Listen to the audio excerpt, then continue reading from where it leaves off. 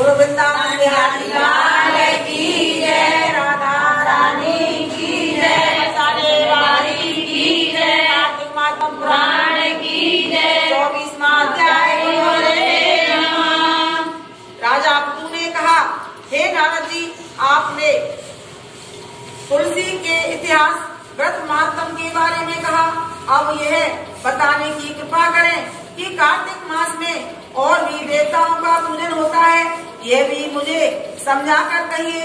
नारद जी ने कहा, पहले समय में पर्वत के निकट कर्तीपुर में एक धर्मात्मा धर्मदत्त नामक ब्राह्मण रहता था। वह भगवान विष्णु के सब व्रत करता था।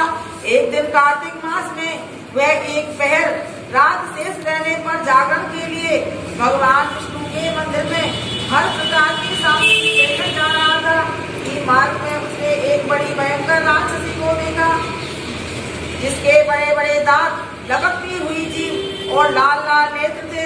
उसका शरीर नंगा और मांस रहित था।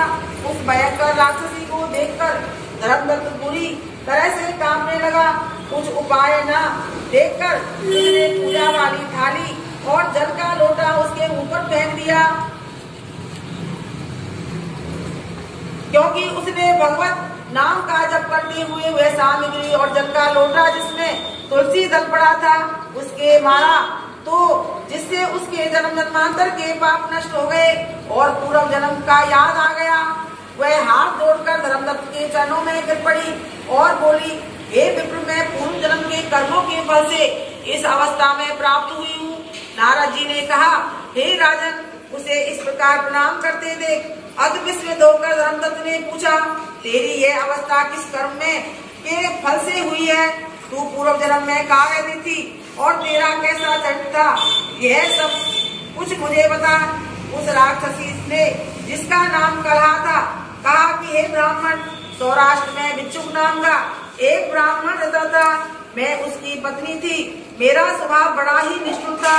मैंने अपने पति का कभी भला नहीं चाहा, ना उसे कभी अच्छा भोजन और ना मिठाई खाने को दी। मैं प्रतिदिन उससे लड़ती झगड़ती रहती थी। मुझे इस प्रकार की झगड़ालू देखकर तथा नित्य पति की कलह से तंग आकर मेरे पति ने दूसरा विवाह करने का निश्चय किया। यह सुनकर कि मेरा पति दूसरा ब्याह कर रहा है, मैंने उसके ब्याह से पहले ही विष खाकर अपनी आत्महत्या कर ली। मेरी मृत्यु के बाद यमदूत आए और मुझे गदा से मारते हुए यम के पास ले गए। यमराज ने मुझे देखकर चित्रगुप्त से पूछा, हे चित्रगुप्त, इसने क्या कर्म किया है? जो भी कर्म इसने किए हैं उनका फल इसे भोगना होगा। कलहा ने कहा, हे ब्राह्मण, चित्रगुप्त ने यमराज से कहा, इसने अपने जीवन में कोई भी अच्छा काम नहीं किया है। यह अपने पति को सदा खराब भोजन देकर आप अच्छा भोजन खाती रही, इसलिए यह अब विष्ठा खाने वाली बनेगी। इसे अब सूरी का जन्म दिया जाए। सूरी का जन्म दिया जाए। क्योंकि यह अकेली ही पाक के बर्तन में भोजन करती थी, इसलिए यह अपने बच्चों की खाने वाली बिल्ली होगी। वो अकेली बनाती, अकेली खा जाती। भोजन बनाते हैं, उसमें से गाय का निकालते हैं, कुत्ते का निकालते हैं, किसी और का भी ले सकते हैं। घर में कोई है तो उसको खिला के जब खाए, वो तो अपना बना के खा के चुपचाप खा लेती, आदमी को नहीं बनाती। तो ये उसको खाने से अपने बच्चों को खाने वाली बिल्ली का जन्म मिलेगा। अपने पति पर क्रोध करके आत्मघात किया है, इसलिए यह प्रेत योनि में जाएगी। अब आप इसको अपने दूतों द्वारा मरु स्थान में भेज दीजिए। वहाँ पर यह बहुत दिनों तक प्रेत योनि में रहकर फिर यह पापिन अपनी तीनों योनियों को भोगे। तो हे ब्राह्मण, मैं 500 वर्ष से प्रेत योनि में हूँ। 500 वर्ष से प्रेत योनि में हूँ, योनि हूँ, और भूख के कारण नित्य दुखी रहती थी। एक दिन भूख से तंग आकर मैं एक बहुत दिनों तक प्रेत योनि में रहकर फिर वे यह पापन अपने तीनों योनियों को भोगे। सो हे ब्राह्मण, मैं 500 वर्ष से प्रेत योनि में हूँ और भूख प्यास के कारण नित्य दुखी रहती थी। एक दिन भूख से तंग आकर मैं एक वैश्य के शरीर में प्रविष्ट हो गई। उसके शरीर द्वारा मैं कृष्णा और बैणी के संगम पर इस देश में आ पहुंची। एक दिन भगवान शंकर व विष्णु जी ने मुझे बलात् उसके शरीर से बाहर निकाल दिया।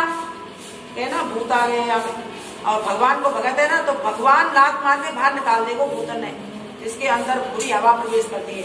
तो ये प्रेतनी किसी उसके अंदर घुस गई, तो शंकर भगवान और विष्णु भगवान ने लात मारी तो बाहर निकल गई अपने आप। हाँ, तो उसके शरीर से बाहर निकाल दिया।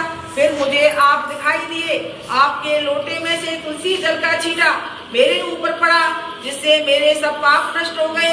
हे दुर्योधनात्मा, अब आप मुझे यह बताइए कि आगे होने वाली तीनों योनियों और इस प्रेत शरीर से किस तरह मेरी मुक्ति होगी। धर्मदत्त ने कला की बात सुनकर उसके पिछले जन्म के कर्मों का और वर्तमान अवस्था को देखकर बड़ा दुख हुआ।